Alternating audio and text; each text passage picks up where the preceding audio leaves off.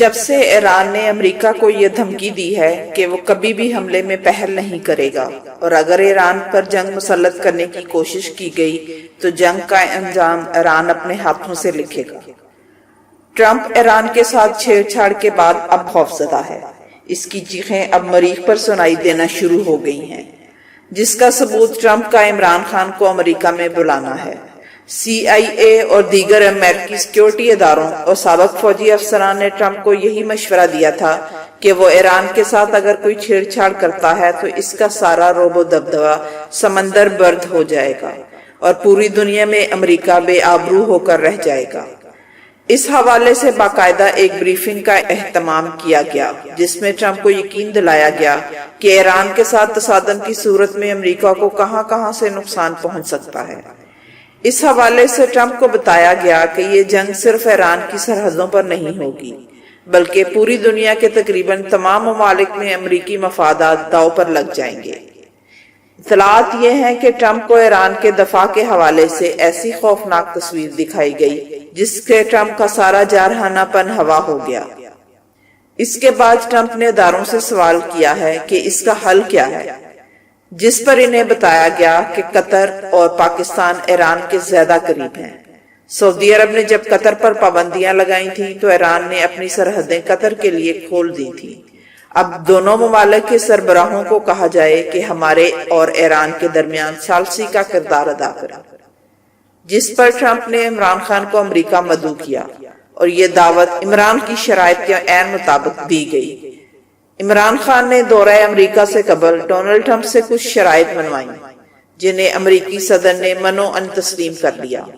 عمران خان امریکہ گئے اور وہاں ایران کے حوالے سے ٹرمپ کو جو پاکستانی وزیر اعظم نے بریفنگ دی ویسی ہی پہلے امریکی ادارے بھی دے چکے تھے۔ عمران خان کی جانب سے صورتحال کی درست تصویر پیش کرنے پر ٹرمپ عمران خان کے پرستار بن گئے۔ اب عمران خان کو ہدف دے کر ایران کو راضی کرنے کے لیے بھیجا گیا۔ یہی وجہ ہے کہ عمران خان نے واپسی پر قطر میں قیام کیا اور قطری حکمران کو صورتحال سے آگاہ کیا اور قطر میں ہی مستقبل کے لیے حکمت عملی طے کی گئی۔ عمران خان کے دورہ امریکہ سے قبل ایران نے بھی عمران خان کو یقین دلایا تھا کہ وہ خطے میں امن چاہتا ہے اور کسی قسم کی جنگ کا خواہاں نہیں۔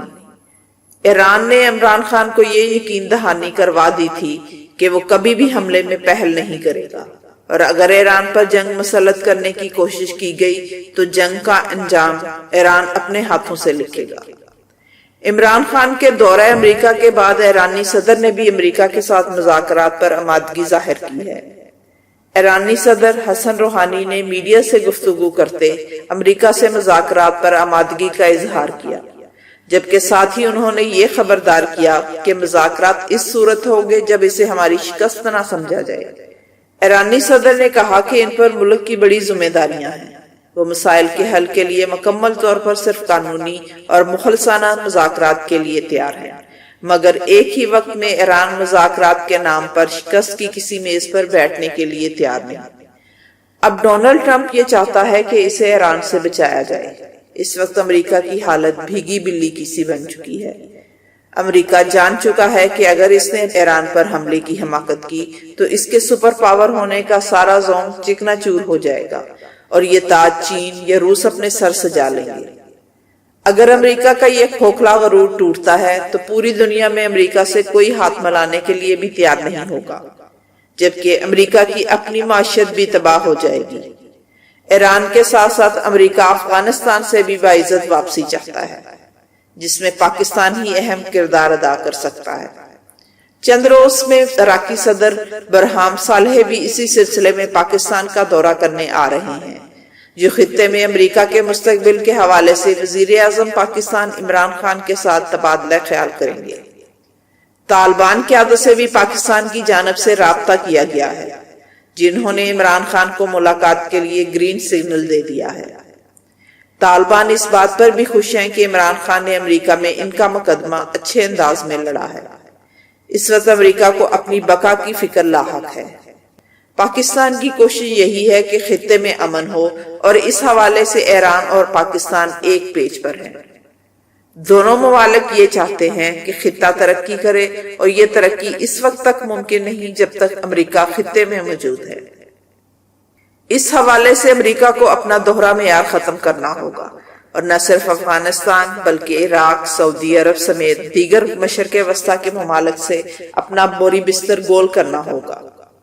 جب تک امریکہ یہاں سے نہیں نکلتا اس کی بقا خطرے میں ہی رہے گی۔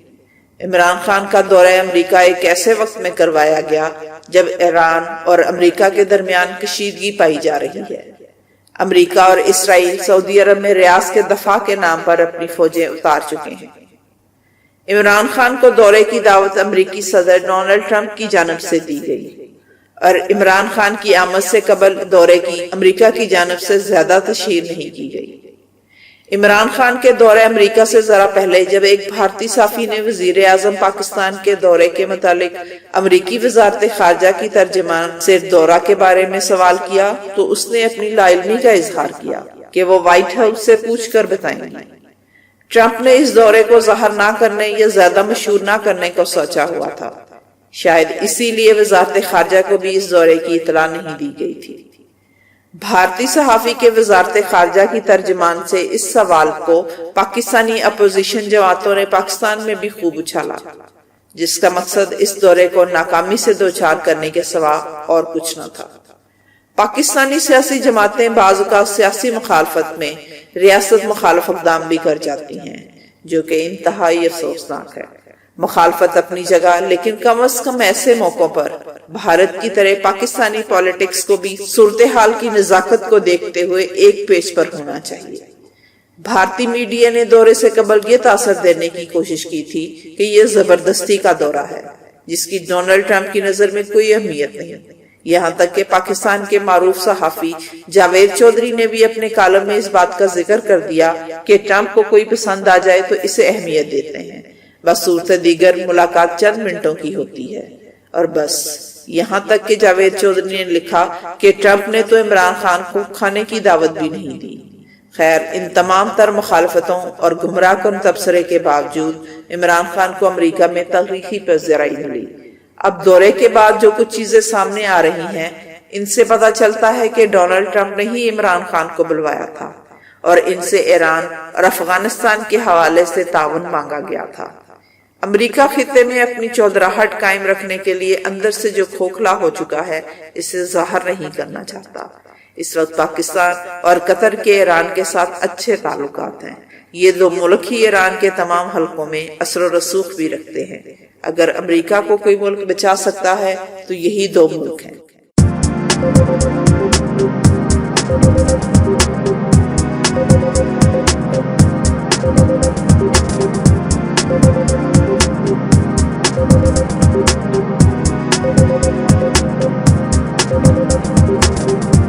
Thank you.